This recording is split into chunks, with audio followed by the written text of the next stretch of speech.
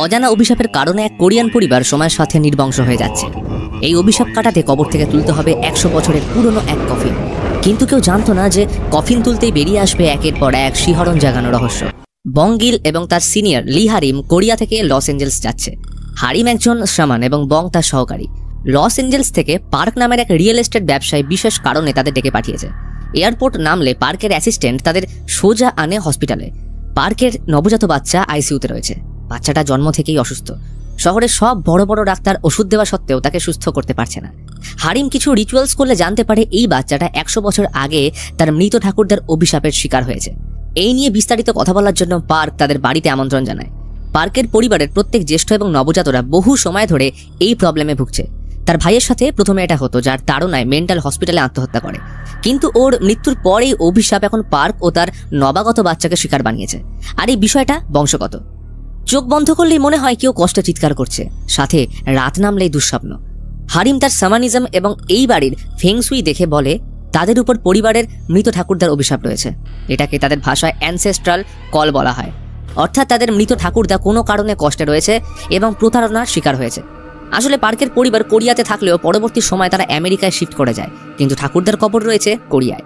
হারিম বলে এই অভিশাপ থেকে বাঁচার উপায় রয়েছে, কিন্তু এর জন্য তার দুজনকে দরকার, ফেংসুই এক্সপার্ট স্যাংডিয়ক এবং জিওম্যান্সার জিউন।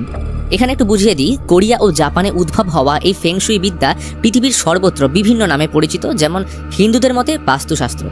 কোরিয়ায় এই বিদ্যার মাধ্যমে কোনো বাড়ির দিক, অবস্থান ও কবরের স্থান নির্ণয় করে মানব জীবনের সুসময় ও ভালো থাকার উপায় নির্দেশ করে। যেমন লাফিং বুদ্ধা ফেংশুইয়ের প্রতীক। রইল বাকি জিওম্যান্সার। এই কথাটি আসে জিওম্যান্সি থেকে। জিও অর্থাৎ পৃথিবী এবং ম্যান্সি ভবিষ্যৎবাণীকে বোঝায়। এই জিওম্যান্সি নিয়ে যারা চর্চা করে তাদের জিওম্যান্সার বলা হয়। সোজা অর্থে ফেংসুই এবং জিওম্যান্সি অ্যাস্ট্রোলজিতে ব্যবহার করা হয়। স্যাংডিয়ক এবং জিউন দুজনে একসাথে কাজ করে থাকে, আর হারিমের সাথে পরিচয় অনেকদিন আগে থেকেই।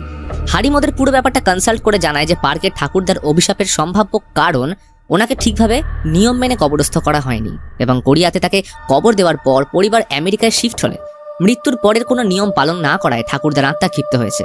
তাই ওনাকে কবর থেকে তুলে সব নিয়ম মেনে তাকে পুনরায় কবর দিতে হবে।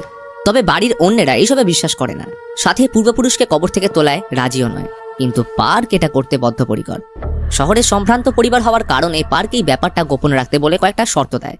প্রথমত, বডি তোলার ব্যাপারে কোনো বেসরকারি বা সরকারি সংস্থা ঘূর্ণাক্ষরেও যেন জানতে না পারে। দ্বিতীয়ত, বডি কফিন থেকে বের করা যাবে না। তৃতীয়ত, কফিন তুলে সেদিনের মধ্যেই সব নিয়ম সেরে কবরস্থ করতে হবে। শর্তগুলো ডিয়কের সন্দেহজনক মনে হলেও বেশি কথা না বাড়ালে পার্ক ডিয়কদের নিয়ে রওনা দেয় গাঙ্গুন শহরের উদ্দেশ্যে। কিন্তু কবরে পৌঁছলে ডিয়ক অবাক হয়ে যায়, কারণ জায়গাটা ছিল জাপান ও কোরিয়ার বর্ডারের কাছাকাছি এক পাহাড়ের পরিত্যক্ত জঙ্গলে। সম্ভ্রান্ত পরিবারের মানুষকে এমন এক জায়গায় কবর দেওয়ার কারণ ওরা বুঝে পায় না।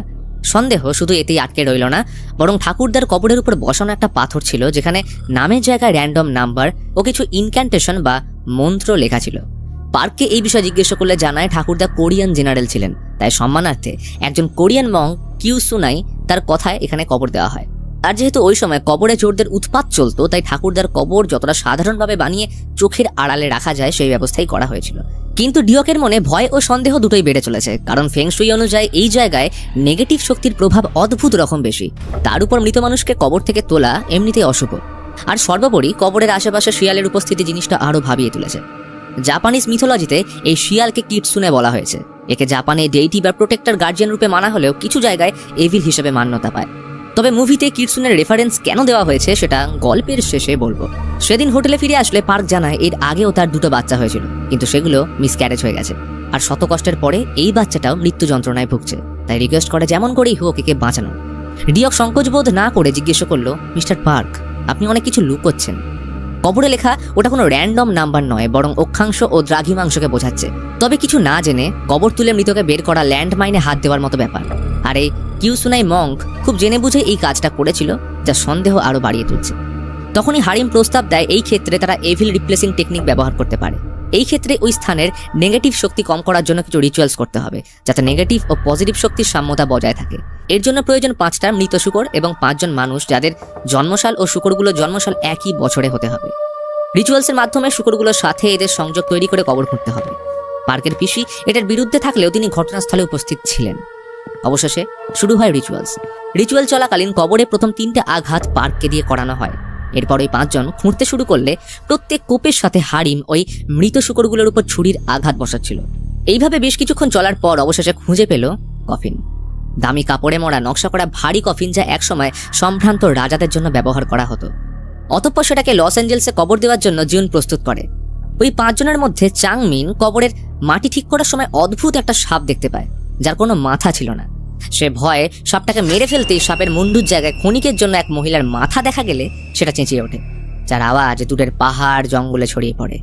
জাপানিজ মাইথোলজি অনুযায়ী এই সাপকে নিওডোনা বলা হয়, যা এক সুপারন্যাচারাল ক্রিয়েচার বা আরবান লেজেন্ড। নিওড অর্থাৎ মহিলা এবং ওনা অর্থাৎ সাপ।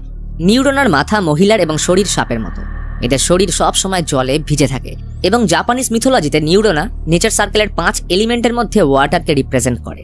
চাংমিন নিওডোনাকে মারতে আচমকা আকাশ মেঘে ঢেকে যায় ও প্রচন্ড বৃষ্টি নামে, যা এক অশুভ ইঙ্গিত দিচ্ছিল। বলা হয় বৃষ্টির দিনে কাউকে কবর দিলে মৃত ব্যক্তির আত্মা স্বর্গে যায় না, তাই বৃষ্টি থামা অবধি বডি গোপনে এক ফাঁকা হসপিটালের মর্গে রাখা হয়। মর্গের কেয়ারটেকার রীতিমতো কফিনের কারুকার্য দেখে চমকে যায়, লোভে তার চোখ দুটো জলজল করে ওঠে। এদিকে সন্দেহের অবকাশ কাটাতে ডিয়ক একাই ওই পাহাড়ের পাশের বাউগো টেম্পলের এক লোকের সাথে দেখা করে জানতে পারে এই টেম্পল প্রায় 100 বছরেরও বেশি পুরনো এবং তাদের বংশ প্রাচীনকাল থেকে আজ অবধি এই টেম্পলের সাথে অঙ্গাঙ্গিভাবে যুক্ত। ডিয়ক তাকে পাহাড়ের কবর এবং মং কিউসুনায়ের ব্যাপারে জিজ্ঞেস করলে জানতে পারে এই নামের এখানে কেউ ছিল না, কিন্তু ওই কবর সম্পর্কিত বেশ কিছু গুজব রয়েছে। শোনা যায় নর্থ কোরিয়ার সব থেকে ধনী ব্যক্তির কবর ওটা, যেখানে গুপ্তধন লুকোনো। এই কারণে একটা সময় কবরের উপর চোরদের উপদ্রব বাড়লেও সেখানে একাধিক মাটি কাটা জিনিস পাওয়া যায়, কিন্তু চোরগুলোকে কোনোদিনও পাওয়া যায়নি। যেন মনে হয় অক্ষত ওই কবরে কেউ যেন পাহারা দিচ্ছে। ইতিমধ্যে মর্গের কেয়ারটেকার লুকিয়ে কফিনটা খোলার চেষ্টা করলে এক অদৃশ্য শক্তি বেরিয়ে আসে, যার প্রভাবে হারিমের নাক থেকে ব্লিডিং হয়। হসপিটালে ডিয়ক তাকে দেখতে আসলে জানায় ওই কফিন থেকে কোনো শক্তিশালী নেগেটিভ শক্তি বেরিয়ে এসছে, যেটা স্বয়ং পার্কের ঠাকুরদান আত্মা। রাতে পার্কের বাবা একাই বসেছিল। হঠাৎ বাইরে থেকে ঠান্ডা গলায় একজন বলল, কি রে, কেমন আছিস? দরজা খোল, আমায় আসতে দিবি না? মন্ত্রমুগ্ধের মতো দরজা খুলতে ঠান্ডা হাওয়া ঘরে প্রবেশ করলে দেখা যায় পার্কের ঠাকুরদান আত্মা দাঁড়িয়ে। বিদ্রুপ কণ্ঠে বলল, বিশ্বাসঘাতকগুলো দেখছি ভালোই রয়েছে।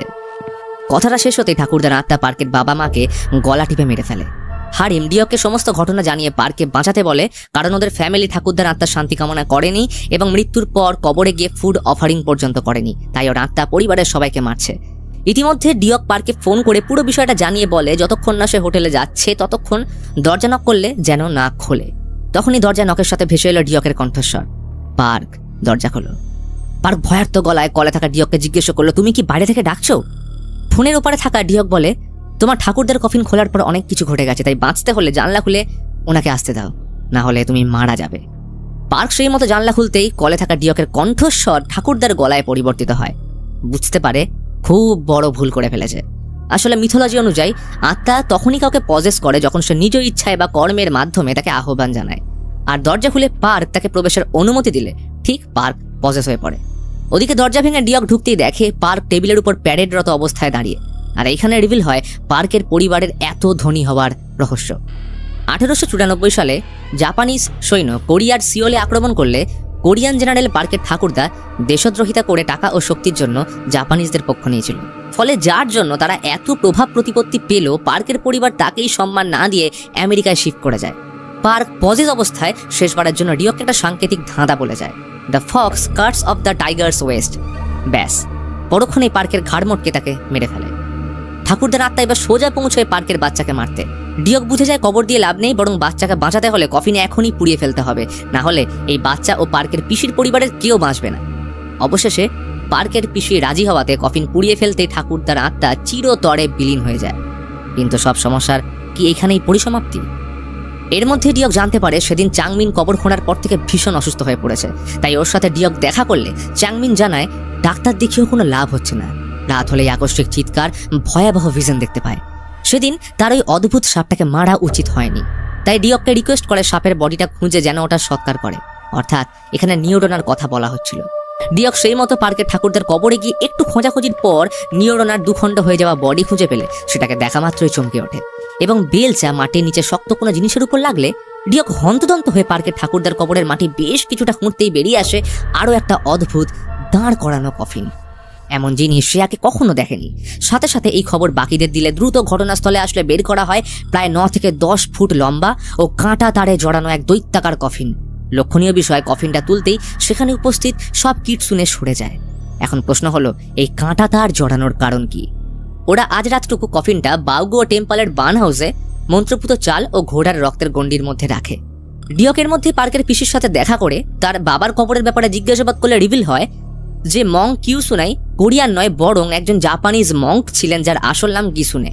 শোনা যায় এই মঙ্ক কোরিয়ার ভৌগোলিক অবস্থানের ব্যাপারে ভীষণ অবগত ছিলেন। তবে এখানে প্রশ্ন হলো, পার্কের ঠাকুরদা যদি নিজের দেশের সাথে বিশ্বাসঘাতকতা করে জাপানের সাহায্য করে থাকে, তাহলে জাপানিজ মঙ্ক তার সাথে এমন কেন করলো? রাতে ডিনার সেরে সবাই ঘুমিয়ে পড়ে, কিন্তু হারিম একা বসে তার মৃত ঠাকুমাকে স্মরণ করছে। তারও হারিমের মতো ক্ষমতা ছিল। তখন মাঝরাত। বঙ্গিল লক্ষ্য করে টেম্পলের লোকটা তার বুকের উপর দাঁড়িয়ে বিড়বিড় করে বলছে সে আমার লিভার নিয়ে গেছে। তার গোটা শরীরে গভীর ক্ষত। বঙ্গিল নিজেকে সন্ত্রস্ত করে মন্ত্র পড়ে উঠতেই দেখে কেউ নেই। মনে সন্দেহ জাগলে একাই চলে আসে বার্ন হাউস চেক করতে। দরজার ভিতর থেকে লাগানো। শুনতে পেল দূরের খামারের শুকুরগুলো ভয়ানক চিৎকার করছে। কোনো রকমে সেখানে টিনের ফাঁক দিয়ে কিছু একটা দেখতেই বঙ্গিল ভয়ে ঠান্ডা হয়ে গেল। 9 ফুট লম্বা একটা মানুষ টেম্পলের লোকটার মাথা ধর থেকে ছিঁড়ে ফেলল। বঙ্গিল কোনো রকমে এসে হারিমকে ডাকলে হারিমের ঠাকুমা তাকে বাধা দিল, ছুটে যায়। বার্ন হাউসের দরজা খুলে ঢুকতেই ভয় স্তব্ধ হয়ে গেল, কারণ কফিনের ঢাকনাটা কেউ উপড়ে ফেলেছে আর উপরে ছাউনিটা ভাঙা। হারিম সবাইকে ঘুম থেকে তোলার জন্য পাঠালে কফিনের ভিতর থেকে একটা জাপানিজ সামুরাইয়ের হেলমেট পায়। তখনই শুনতে পেল বাইরে ভারী পায়ের শব্দ। পরক্ষণেই এক দীর্ঘকায় লম্বা চওড়া পিশাচ দরজার সামনে এসে দাঁড়ালো। ভয়ানক কণ্ঠে বলে উঠল, ভিতরে কে? মানুষ নাকি? খাবার জন্য কি এনেছিস? মিষ্টি মাছ? হারিম মাথা নিচু করে কাঁপা গলায় উত্তর দিল, আমি মানুষ নই, আপনার আজ্ঞাবহ দাস। ক্ষমা করবেন, আমি এক্ষুনি খাবারের ব্যবস্থা করছি। তখনই ওর মুন্ডু ওর দিকে ছুঁড়ে হারিমকে ধাওয়া করে। বঙ্গিল হারিমকে বাঁচাতে পিশাচের পেটে রড ঢুকিয়ে দিলে সেটা ওর বর্ম ভেদ করতে পারে না। এতক্ষণে পিশাচের সম্পূর্ণ রূপ দেখে দুজনেই ভয়ে স্থির হয়ে যায়। তার চোখ দুটো খুবলে নেওয়া হয়েছে আর গোটা মুখ ঝলসানো। পিশাচ বঙ্গিলের মুন্ডু চেপে পেটে হাত ঢুকিয়ে ছিঁড়ে ফেলতেই অজ্ঞান হয়ে যায়। পিশাচ এবার ধীরে ধীরে এগিয়ে আসে হারিমের দিকে। হারিম ভয় পিছিয়ে গেলে পিশাচ হঠাৎ থেমে যায়। দেখে হারিম মঙ্ক প্যাগোডার উপর বসে। আসলে এই মঙ্ক প্যাগোডা বৌদ্ধ ভিক্ষুক মারা যাওয়ার পর তাদের অস্থি অবশেষ ধারণ করে রাখতে ব্যবহার করা হয়। পিশাচ এটা দেখে মন্ত্রচারণ করতে করতে আগুনের বলয়ে পরিবর্তিত হয়ে হাওয়ায় উঠতে থাকে। সাথে হারিম কিছু বিক্ষিপ্ত ভিশন দেখতে পায়। ঘটনাস্থলে ডিয়ক ও জিউন এসে পড়লে তারাও ভয়ে হতভম্ব হয়ে এই দৃশ্য দেখতে থাকে। এইভাবে কিছুক্ষণ থাকার পর পিশাচ পাহাড়ে পার্কের ঠাকুরদার কবরের দিকে চলে যায়। পরের দিন হারিম সবাইকে হসপিটালে অ্যাডমিট করে। বঙ্গিলের জ্ঞান ফিরেছে, তবে অবস্থা ভালো নয়, আর বাকি দুজনের বেধম জ্বর। ততক্ষণে খবর টিভিতে ছড়িয়ে পড়েছে যে রিপোর্টার বলছে জঙ্গলি ভাল্লুকের আক্রমণে এই কাণ্ড ঘটেছে। হারিম কালকের ঘটনায় ভীষণ চিন্তিত, কারণ ভূতের কোনো শরীর হয় না, তাদের ছায়াও পড়ে না। কিন্তু এই পিশাচের দুটোই ছিল, অর্থাৎ এই পিশাচ অনি। জাপানিজ মিথোলজি অনুযায়ী অনি অর্থ ডিমন। বলা হয় সবথেকে খারাপ মানুষের মৃত্যু হলে অভিশাপের কারণে এসে অনিতে পরিবর্তিত হয়। ইতিমধ্যে খবর আসে বঙ্গিলকে বড় হসপিটালে শিফট করতে হবে অস্ত্রোপচারের জন্য। ডিয়ক এই ঘটনায় সিদ্ধান্ত নেয় সবকিছু যখন তার জন্য শুরু হয়েছে তাই প্রায়শ্চিত্ত নিজেই করবে। ফলে একা বেরিয়ে পড়ে বাউগো টেম্পলের উদ্দেশ্যে। সেখানে রাখা পুরনো বই ও পুঁথি ঘেঁটে রিসার্চ করতে শুরু করে। এদিকে হারিমও বুঝতে পারে বঙ্গিল অনির দ্বারা পসেস হয়েছে, তাই হারিম নিজের দিদিকে ডেকে সাহায্য চাইলে বঙ্গিল রহস্যজনকভাবে হেসে বলে ওঠে, সে আসছে। এদিকে ডিয়ক ততক্ষণে পার্কের ঠাকুরদার কবরের অবস্থানের মাটি খুঁড়লে দেখে অনি ওইখানে শুয়ে আছে। অর্থাৎ সে দিনের বেলায় এখানে থাকে আর রাত হলে জীবিত হয়। ডিউকের সব সন্দেহ কেটে গেলে হোটেলে ফিরে রিভিল করে আসল রহস্য। পার্ক মৃত্যুর আগে বলে গেছিল the Fox Katz of the Tigers West. আসলে ফেংশুই অনুযায়ী অখণ্ড কোরিয়ার ভূমি মানচিত্রে দেখলে বাঘের মতো লাগে, আর পার্কের ঠাকুরদার কবরে লেখা ওই অক্ষাংশ এবং দ্রাঘিমাংশের নাম্বার কোরিয়ার ম্যাপের ঠিক বাঘের কোমরের কাছে আসে। বলা হয় প্রাচীন সময়ে কোরিয়ার শক্তি শেষ করার ও ভূমি নষ্ট করার জন্য জাপানিজ ফেংশুই এক্সপার্ট কোরিয়ার বিশেষ কিছু জায়গায় কয়েকটা মন্ত্রপুত মেটাল রড পুঁতে রাখে। পার্ক তাদের যে কবর চোরের কথা বলেছিল তারা কোনো চোর নয়, বরং এরাই কোরিয়াকে বাঁচানোর জন্য মন্ত্রপুত রড খুঁজে বের করে অভিশাপ সমূলে নাশ করছিল। কিন্তু শেষ রডটিকে কোনোদিনও খুঁজে পাওয়া যায়নি। The Fox Katz of the Tigers West কথার অর্থ এই ঘটনাকেই বোঝায় যেখানে বাঘের মতো দেখতে কোরিয়ান ভূমিতে দ্য ফক্স কিটসুনে অর্থাৎ এই জাপানিজ শামান লোহার মন্ত্রপুত রড পুঁতেছিল, অর্থাৎ Katz of the Tigers West. এবং অনি এই রডকেই মানুষদের থেকে রক্ষা করার জন্য ওই পার্টিকুলার জায়গায় প্রহরী হয়ে রয়েছে। এর সাথে হারিমা বুঝতে পারে অনি সেদিন বঙ্গিলকে মারতে পারেনি একমাত্র ওর শরীরে ইনক্যান্টেশন বা কোরিয়ান মন্ত্রের ট্যাটু থাকার জন্য। অতএব এখন বঙ্গিলকে বাঁচানোর জন্য অনিকে শেষ করতে হবে এবং কোরিয়ার স্বার্থে ওই রড খুঁজতে হবে। তো এবার প্ল্যান অনুযায়ী হারিমের দিদি থাকবে বঙ্গিলের সাথে এবং হারিম, ডিয়ক ও জিউন যাবে অনির কবরে। এরা নিজেদের সুরক্ষার জন্য গোটা শরীরে ইনক্যান্টেশনের টেম্পোরারি ট্যাটু করে নেয়। এখন অপেক্ষা শুধু রাতের। প্ল্যান ছিল হারিম অনিকে কবর থেকে কৌশলে সরিয়ে মন্ত্র ও ঘোড়ার রক্ত ব্যবহার করে মেরে ফেলবে বা দুর্বল করে দেবে, আর এই সুযোগে ওরা দুজন কবর খুঁড়ে রড তুলে ফেলবে। এর জন্য দেওয়া হয় মিষ্টি মাছের টোপ। সেই মতো কাজও হয়। অনি জেগে উঠতেই মাছের গন্ধে হারিমের পিছু নেয় এবং ওরা কবর খুঁড়তে শুরু করে। তবে শত চেষ্টার পরেও রড খুঁজে পায় না। আর এদিকে হারিমের পক্ষে অনিকে আটকে রাখাও সম্ভব হচ্ছিল না। হারিমের ঠাকুমার আত্মা তাকে ভিজনে দেখিয়েছিল যে এই জাপানিজ সামান গিসুনে এর সাথে একবার তার মুখোমুখি হয়েছিল। সে কিন্তু যথেষ্ট শক্তিশালী, তাই ওর প্রভাব অনির উপর যথেষ্টভাবেই থাকবে। অনি হারিমকে মারতে গেলে ঠাকুমার আত্মা তাকে বাঁচিয়ে নেয় এবং অনি কিছু করে না, কারণ সে একমাত্র মানুষদের থেকেই কবরকে রক্ষা করত। হারিম রুদ্ধশ্বাসে পালানোর সময় জিউনের দেখা পেলে জানতে পারে যে তারা কবরে কিছুই খুঁজে পায়নি। আর তখনই দেখে অনি আগুনের গোলায় পরিবর্তিত হয়ে কবরে ফিরে যাচ্ছে, অর্থাৎ ডিয়কের প্রাণ সংকটে। ডিয়ক নিজের মৃত্যুকে ধীরে ধীরে এগিয়ে আসতে দেখে, কারণ আজ তার শেষ দিন। পরক্ষণে অনি পিঠে হাত রেখে বলল, আমার অনুগত হতে চাও নাকি তোমার লিভার দিতে চাও? পরক্ষণে অনি তীক্ষ্ণ নখযুক্ত আঙুল ডিয়কের পেট ফুঁড়ে ঢুকিয়ে দেয়। বাঁচানোর জন্য হারিম মন্ত্রপুত ঘোড়ার রক্তে তাকে ভিজিয়ে দিতেই অনির গোটা শরীর জ্বলতে শুরু করে। ফলে অনি হারিম আর জিউনের গলা টিপে তুলে ধরলে হারিম কিছু ভিশন দেখতে পায়, আর এই ঘটনার সাথে রিভিল হয় অনির আসল রহস্য। সেকিগাহারা যুদ্ধের সময় জাপানিজ সামান জিসুনে, অর্থাৎ যাকে ফক্স বলা হচ্ছে, সে একজন জাপানিজ জেনারেলের মাথা কেটে তার গোটা শরীরের সাথে বিভিন্ন পশুদের অঙ্গ প্রত্যঙ্গ সেলাই করে 10,000 কোরিয়ানদের খুনের রক্তে রাঙা এক জ্বলন্ত কাটানাকে জেনারেলের শরীরে ঢুকিয়ে মাথাটা সেলাই করে সোজাসুজিভাবে মাটিতে পুঁতে দেয়। অর্থাৎ ওই লাস্ট মন্ত্রপুত রড আর অন্য কোথাও নয়, স্বয়ং অনির শরীরে ঢোকানো। এরপর এই কবরের উপর পার্কের ঠাকুরদাকে কবর দেওয়া হয়, কারণ সামান জানতো অভিজাত পরিবার হওয়ার কারণে পার্কের ঠাকুরদার কফিন কেউ কবর থেকে তুলবে না। কিন্তু পার্কের ঠাকুরদার বডি তোলার সাথে নিউরোনা, অর্থাৎ সে অদ্ভুত সাপটা মারা গেলে প্রথম গার্ড সরে যায়। আর জাপানিজ মিথোলজিতে নিউরোনাকে ওয়াটারের সাথে তুলনা করা হয়। এরপর কফিনটা ছিল কাঠের, সেটাকে তোলা হয় মাটির নিচ থেকে, মানে আর্থ। আর রইল বাকি মেটাল এবং ফায়ার, অর্থাৎ জ্বলন্ত কাটানা, যেটা অনির মধ্যেই ছিল, কারণ মেটাল কাটানাকে আগুনে পুড়িয়ে তার শরীরে ঢোকানো হয়েছিল। ফেংসুইয়ের মেন 5 এলিমেন্ট হলো wood, water, earth, fire and metal. তো এই 5টা এলিমেন্ট বিঘ্নিত হওয়ার কারণে অনি জেগে ওঠে। এতক্ষণে পুরো বিষয়টা ডিয়ক বুঝে ফেললে অনির পায়ে কুড়ুল দিয়ে আঘাত করলে ওদের দুজনকে ছেড়ে দেয়। এর সাথে অনি ডিয়কের মাথা তালুতে চেপে ধরে, আর ততক্ষণে ডিয়ক নিজেকে প্রস্তুত করে নেয়। তার কুড়ুলে ছিল কাঠ, অনির ভিতরের কাটানা ছিল মেটাল, দাঁড়িয়ে ছিল সে মাটিতে, অর্থাৎ আর্থ, এবং ফায়ার অলরেডি ছিল, কারণ কাটানা আগুনে পোড়ানো হয়েছিল। আর বাকি রইল রক্ত। তো ডিয়ক কুড়ুলে তার পেট থেকে বেরোনো রক্ত মাখিয়ে নেয়, যেটা 5 এলিমেন্টের ওয়াটার বা তরলের কাজ করে এলিমেন্ট সার্কেল কমপ্লিট করছিল। আর অবশেষে নিজের সব শক্তি দিয়ে অনির উপর আঘাত করে তাকে মাঝ বরাবর চিড়ে ফেলে। আহত ডিয়ক লুটিয়ে পড়ল কবরে। সে পেরেছে সবাইকে অভিশাপ মুক্ত করতে। আর এদিকে বঙ্গিলো পজেশন থেকে মুক্ত হয়। ডিয়ক সেদিন মৃত্যুর মুখ থেকে ফিরে এসেছিল। সবার প্রার্থনা তাকে মৃত্যুর কোলে হারিয়ে যেতে দেয়নি। যতই হোক, তার মেয়ের বিয়ে দেওয়া এখনো বাকি। আর এই বঙ্গিল, হারিম, জিউন তার থেকে নিমন্ত্রণ না পেয়ে ছেড়ে দেওয়ার লোক তো নয়। তো এই ঘটনার সাথে মুভি এখানেই শেষ হয়।